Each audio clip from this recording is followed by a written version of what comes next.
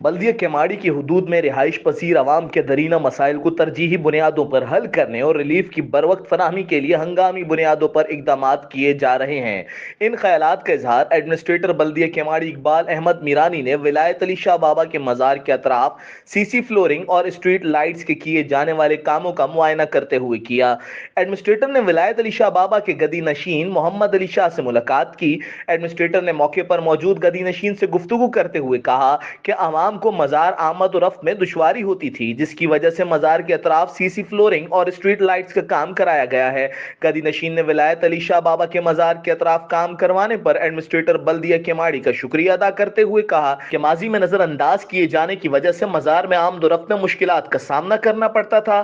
तामीराती काम करवाने से आमदोरफ्त में भी आसानी होगी। आपने जो तरक्याती काम कराए हैं, माजी में इनकी मिसाल नहीं मिलती। एडमिनिस्ट्रेटर बल्दिया केमाड़ी ने विलायत अली शाह बाबा के मजार में चादर चढ़ाई और फातिहा खानी की। इस मौके पर इनके हमरा superintending engineering Naveed Ahmed Abbasi, XEN MND Anoop Kumar और दीगर भी मौजूद थे।